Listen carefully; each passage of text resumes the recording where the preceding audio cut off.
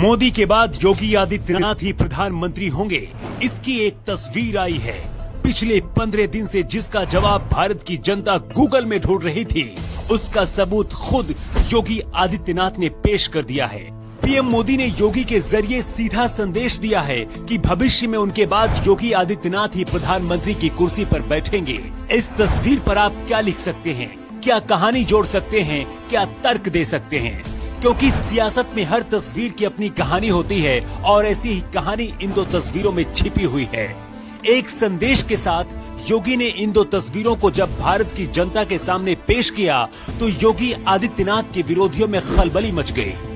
योगी प्रधानमंत्री बनने के लिए इतना उत्साहित हैं कि इस खुशी को जाहिर करने के लिए इन तस्वीरों के साथ एक कविता लिख डाली। 2018 में इस कविता को प्रधानमंत्री मोदी ने 15 अगस्त के मौके पर लाल किले से पढ़ा था, लेकिन योगी ने इस कविता को ट्विटर पर लिखकर ये संदेश देने की कोशिश की है कि मोदी का उत्तराधिकारी सिर्फ योगी है। तो चलिए योगी आदित्यनाथ की वो कविता भी आपको सुनाते हैं जिसकी लाइनें योगी के भविष्य की ओर इशारा कर रही हैं। हम निकल पड़े हैं प्रण करके, अपना तन मन अर्पण करके, जिद है कि सूर्य उगाना है, अंबर से ऊंचा जाना है, एक भारत नया बनाना है। भारत का भविष्य इन दो तस्वीरों में ही छिपा हुआ है।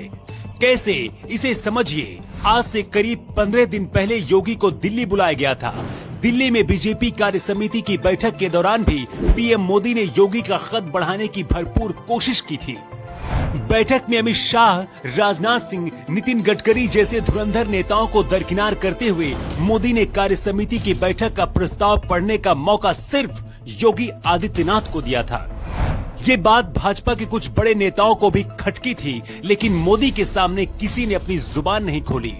लेकिन दिल्ली से लौटने के करीब 15 दिन बाद योगी ने इस तस्वीर को साझा करके देश को संदेश दे दिया है कि आने वाले समय में उनका भविष्य क्या है।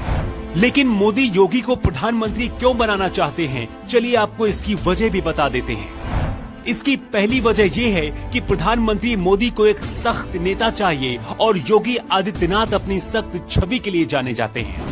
पीएम मोदी ये बात समझ चुके हैं कि उनके बाद अगर कोई बीजेपी को आगे लेकर जा सकता है तो वो सिर्फ योगी आदित्यनाथ ही हैं, क्योंकि योगी शांतिवादी सिद्धांत के नहीं बल्कि क्रांतिकारी सिद्धांत के माने जाते हैं। दूसरी वजह ये है कि जिस तरह से मोदी अपने परिवार से मतलब न रखकर सिर्फ देश के लिए काम कर रहे हैं, उसी तरह से योगी आदित्यनाथ भी अपने परिवार को त्याग चुके हैं। तीसरी वजह यह है कि हिंदू कट्टरवादी छवि की वजह से योगी को आरएसएस भी पसंद करती है और हिंदू विचारधारा वाले लोगों के लिए योगी आदित्यनाथ ही सब कुछ है। ऐसे में माना जा रहा है कि प्रधानमंत्री ने कंधे पर हाथ रखकर योगी को ये संदेश देने की कोशिश की है कि कोई छोटी नहीं बल्कि बहुत बड़ी लड़ाई लड़नी है और इसके लिए तैयार रहना है। प्रधानमंत्री 2 दिन के लिए लखनऊ आए हुए हैं। यहीं पर योगी आदित्यनाथ से मुलाकात की है। इस तस्वीर को देखकर समझा जा सकता है कि किसी गहरे विषय पर दोनों नेताओं के बीच मंथन हो रहा है।